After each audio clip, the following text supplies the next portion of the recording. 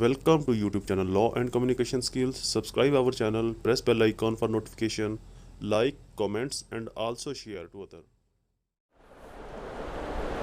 Bismillahirrahmanirrahim. Alhamdulillahi Rabbil Alameen. Assalamu alaikum friends and viewers. I hope all are fine. This is Mubashir Iqbal Chauhan, Advocate High Court and Legal Lecturer. Series of public awareness के अंदर हमारा आज का topic बहुत ही ज़्यादा interesting, बहुत ही ज़्यादा meaningful होने वाला है, क्योंकि इसके अंदर मैं सोसाइटी का वो एक इम्पैक्ट, एक चेहरा, एक एस्पेक्ट जाहिर करने वाला हूँ और उसके लीगल कॉन्सिक्वेंस और उसके लीगल एस्पेक्ट्स और उसके लीगल बेनिफिट्स भी बताने वाला हूँ और उसके लीगल कॉम्प्लिकेशंस को भी दूर करने वाला हूँ, जो कि हमारी सोसाइटी में बहुत ज़्यादा एग्जिस्ट करता है, स्पेशली गर्ल्स के लिए, स्पेशली औरतों के लिए। गर्ल्स को चीट करना, उनको हर्ट करना, उनको मोहब्बत के झांसे में फंसाकर, प्यार के झांसे में फंसाकर उनके साथ इलीगल काम करना, गैर कानूनी एक्ट करना, इमोरल एक्ट करना, अनएथिकल एक्ट्स करना। तो मेरा जो लेक्चर है वो गर्ल्स की जो प्रॉब्लम है, उनके कॉन्सिक्वेंस क्या होते हैं, उनके कंक्लूशंस क्या होते हैं और उनके सॉल्यूशंस क्या होंगे। गर्ल्स कैसे अपने आप को सिक्योर कर सकती हैं अगर कोई लड़का उनसे प्यार करता है, उनसे मोहब्बत करता है और उनसे वो इमोरल काम करवाता है या उनसे इमोरल अनएथिकल काम करता है, वो काम जिसकी लॉ या शरीयत उसको इजाज़त नहीं देती, लेकिन चूंकि लड़की को वो शादी का झांसा देकर, वो शादी का लारा लगाकर, वो शादी की बात करके उसे वो काम करता है या करवाता है, तो उससे गर्ल्स अपने आप को कैसे सिक्योर कर सकती हैं और उस लड़के को कैसे मजबूर कर सकती है कि वो उन्हीं से ही शादी करे, वो उन्हीं से ही निकाह करे। चूंकि 80 to 90% ऐसे केसेस हैं, ऐसे कपल हैं जो प्यार तो करते हैं, लव तो करते हैं और वो तमाम काम करते हैं उसके अंदर जिसकी उनको शरीयत और कानून इजाज़त नहीं देता, लेकिन इसके बाद गर्ल्स को बेसरो सामान, बेसरो आसरा छोड़ देते हैं दर बदर की ठोकरें खाने के लिए और लोगों की बातें सुनने के लिए। तो आज का जो मेरा टॉपिक है, एक तो उन गर्ल्स के लिए होगा जिनको लड़के शादी का लारा लगाकर उनके साथ इंटरकोर्स करते हैं, पेनिट्रेशन करते हैं और बाद में शादी नहीं करते, और दूसरा पार्ट जो मेरे टॉपिक का है वो उन औरतों के लिए होगा जो शादी तो कर लेती हैं किसी भी मर्द के साथ, लेकिन उनके साथ धोखाधड़ी होती है। कैसे धोखा? मर्द की ऑलरेडी किसी और के साथ शादी है, मर्द ने बताया कुछ और, दिखाया कुछ और, उसको सोने के ख्वाब दिखाए, उसको सुहाने ख्वाब दिखाए, लेकिन जब शादी हुई तो उसके बाद वो सब कुछ मिला नहीं। तो इस दौरान लड़की के पास क्या रेमेडी होगी कि वो अपने आप को सिक्योर कर सके या वो लड़के से बदला ले सके या लड़के को उसने जो झूठ बोला, जो धोखा दिया, उसके अंजाम तक उसको पहुंचा सके। तो मेरा जो टॉपिक होगा बहुत ही ज़्यादा बेनिफिट्स है, स्पेशली गर्ल्स के लिए, स्पेशली भाइयों के लिए, उन पेरेंट्स के लिए, उन फैमिलीज के लिए जिनके साथ ये सब कुछ हो चुका है, हो रहा है या होने वाला है। मैं आपको लीगल पॉइंट्स, कुछ ऐसे रूल्स, कुछ ऐसे लीगल पॉइंट्स बताऊंगा जिसके अंदर आप अपने आप को, अपनी बहनों को, अपने घर वालों को, अपनी खवातीन को, अपनी गर्ल्स को सिक्योर बना सकते हैं, ना सिर्फ बल्कि उनको एक महफूज मुस्तकबिल भी फराहम कर सकते हैं। लेक्चर स्टार्ट करने से पहले एज यूजुअल अगर आप मेरे चैनल के ऊपर नए हैं तो मेरे चैनल के नीचे लॉ एंड कम्युनिकेशन के आगे रेड बटन को क्लिक करके सब्सक्राइब करना और साथ में ही बेल आइकन को प्रेस करके ऑल नोटिफिकेशन करना ना भूलें, ताकि मेरे फर्दर ऐसे ही तमाम इंफॉर्मेटिव लेक्चर्स आपकी एक्सेस में रहें और उनके नोटिफिकेशन आपको बर वक्त मिलते रहें।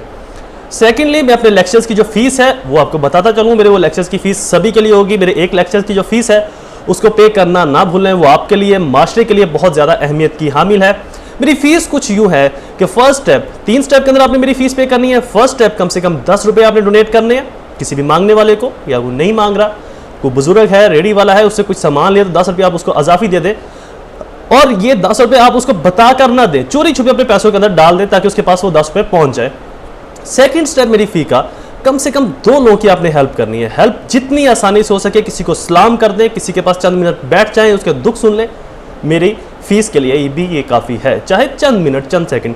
थर्ड स्टेप मेरी फीस का, मेरे पेरेंट्स के लिए दुआ, अल्लाह ताला उनको सेहत तंदुरुस्ती दे और उनका साया मेरे सर के ऊपर सलामत रखे। शुरू करते हैं हमारा लेक्चर। पहला पार्ट, अगर एक लड़का एक लड़की के साथ प्यार मोहब्बत की बातें करता है, जो कि आजकल मास्टर में ज़माने में बहुत आम है, मैसेज से स्टार्ट होता है या फ़ोन से या किसी भी live, I love you baby, जानू मानू, तो लड़की भी, चूंकि लड़की इमोशनली कमज़ोर होती है बनिस्बत लड़के के, लड़का इमोशनली अपने आप को मजबूत रखता है, लड़की मजबूत नहीं रख पाती, लड़की उसके प्यार के चुंगल में फंस जाती है।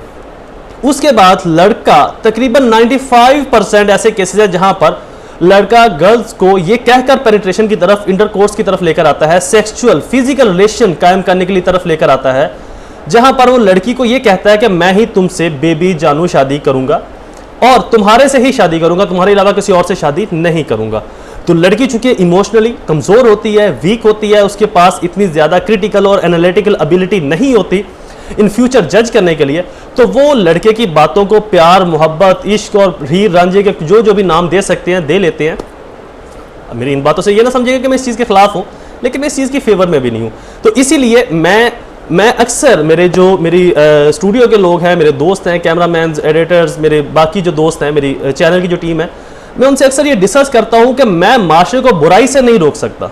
मैं अगर कहूँगा कि आप बुराई ना करें तो मेरी कोई बात नहीं मानेगा। हाँ, कुछ ऐसे रूल्स जरूर बता सकता हूँ जिनके अंदर रहते हुए लोग डरते हुए उस बुराई से दूर रहेंगे। जैसे कि अगर आपने मेरा पहले वाला लेक्चर सुना हो कि भागकर शादी कैसे की जाए, तो उसके अंदर भी मैंने शादी से मना नहीं किया, मैंने प्यार मोहब्बत से मना नहीं किया, मैंने कुछ ऐसे रूल्स बताए जिनसे आपके पेरेंट्स, आपके बहन भाई, आपकी फैमिली वाले उस इंसल्ट से बच सकते हैं जो इससे पहले उनको जिस शर्मिंदगी और बदनामी का सामना करना पड़ता था। तो मैं ऐसे कुछ रूल्स बता सकता हूं। मैं किसी को बुराई से नहीं रोकूंगा, ना ही मैं रोक सकता हूं, ना ही मेरे रोकने से किसने रुकना है।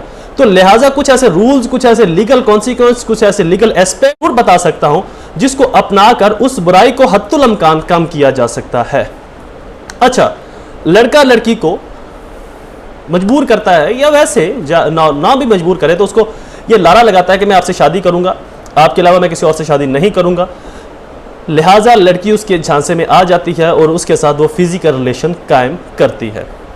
फिजिकल रिलेशन के बाद उनका बेबहा या जितनी बार भी, ये समथिंग डिफरेंट। उसके बाद होता यह कि चंद एक माह के बाद, चंद सालों के बाद लड़का उस लड़की को छोड़ देता है और किसी और से शादी कर लेता है।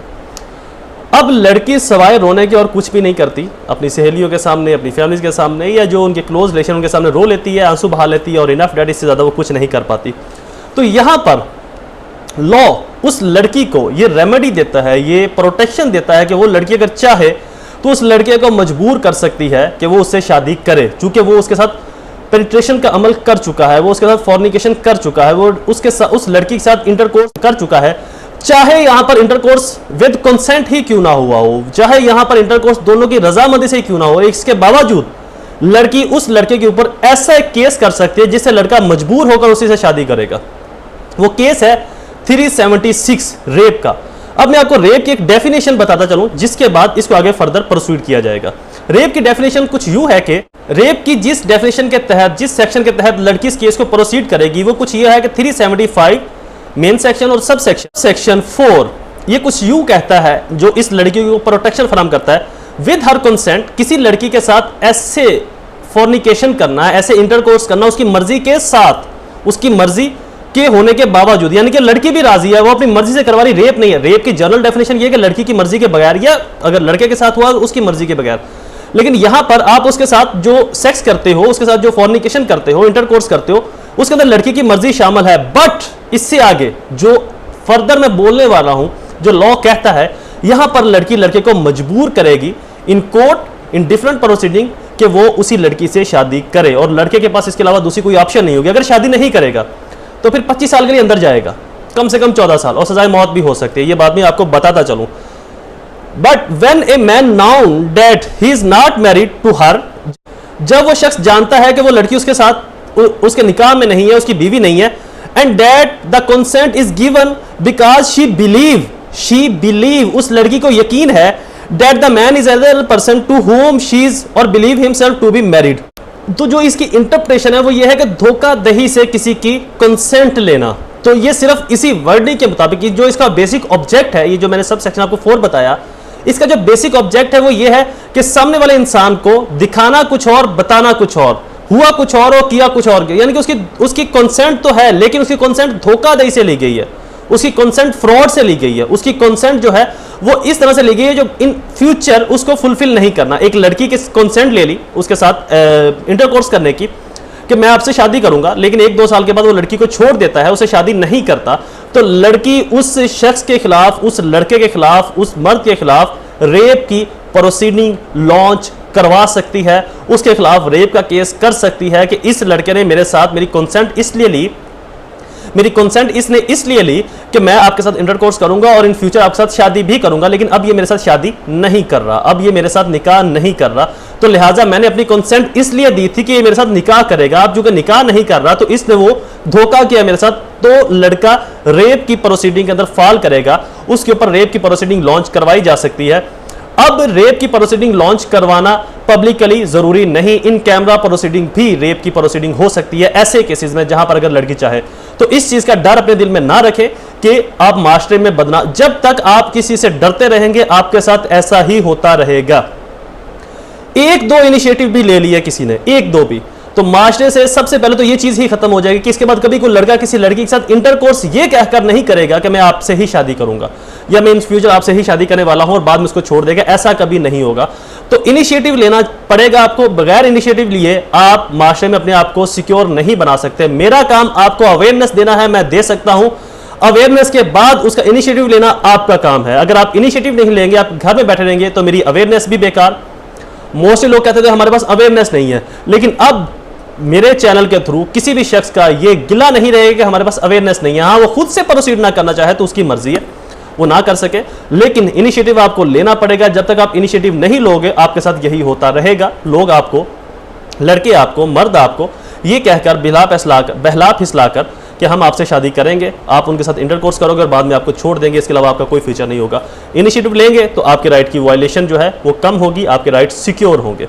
तो ऐसी सूरत में लड़की उस लड़के के खिलाफ रेप की प्रोसीडिंग लॉन्च करवा सकती है और लड़के को भी बता सकती है कि आपने मेरे साथ रेप किया है, चूंकि मेरी कंसेंट आपने इंटेंशनली जिस चीज से ली थी वो आप नहीं कर रहे, तो ये मेरे साथ एक किस्म का फ्रॉड है और फ्रॉड की प्रोसीडिंग भी रेप की सेंस में ही आती है।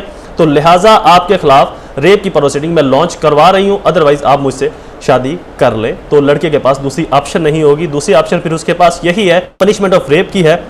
वो यह है कि whenever commit rape shall be punished with death और इम्प्रिजनमेंट ऑफ लाइफ, मौत या 25 साल और कम से कम 14 साल तक उसको जेल की हवा खानी पड़ेगी। यह है सजा इसकी जो उसको भुगतना पड़ेगी। ऐसी सूरत में ना सिर्फ 376, 375 और 376 इसके ऊपर अप्लाई होगा लड़के के ऊपर, बल्कि 405 क्रिमिनल ब्रीच ऑफ ट्रस्ट, क्योंकि उसने लड़की का ट्रस्ट भी तोड़ा है, उसने लड़की को चीट भी किया है और साथ में 415, 415 ये 3 सेक्शन अप्लाई होंगे जिसके तहत उसके खिलाफ कार्रवाई की जा सकती है। एक, उसने रेप किया, दूसरा उसने ट्रस्ट को तोड़ा। ट्रस्ट को तोड़ने की मद के अंदर उसके ऊपर सेक्शन 405 अप्लाई होगा और चूंकि उसने चीट भी किया और इस सेंस में उसके ऊपर सेक्शन 415 पीपीसी अप्लाई होगा। जिन सब की जो पनिशमेंट है वो मिलाकर 25 साल तो आराम से उसकी बन जाती है, जो कि उसको अंदर गुजारना पड़ेगी। तो ऐसी सूरत में भी लड़की किसी भी लड़के को फोर्स कर सकती है, कंपेल कर सकती है कि वो उसी के साथ शादी करे, नहीं तो अदरवाइज वो उसके खिलाफ ये प्रोसीडिंग लॉन्च करवा सकती है। तो फ्रॉड से ली गई कंसेंट, जहां पर शादी का लाला लगाकर शादी की बात करके जो कंसेंट ली गई है वो भी फ्रॉड होगा और वो रेप होगी, चाहे वो विद कंसेंट ही क्यों ना की गई हो। यानी कि इन फ्यूचर वो एग्रीमेंट, वो जो कंसेंट है वो फुलफिल नहीं हो रही, तो लड़की के ऊपर रेप की प्रोसीडिंग स्टार्ट हो सकती है। नेक्स्ट पार्ट मेरी इस लेक्चर का वो है कि अगर कोई औरत किसी मर्द से शादी करती है और मर्द उसको ये तो बताता है कि मैं एक शादीशुदा नहीं हूं, एक चीज। दूसरी चीज, मैं अमीर हूं और निकलता गरीब है। तीसरी चीज वो कहता है मेरे पास प्राडो है और उसके पास निकलती है सुजुकी मेहरान।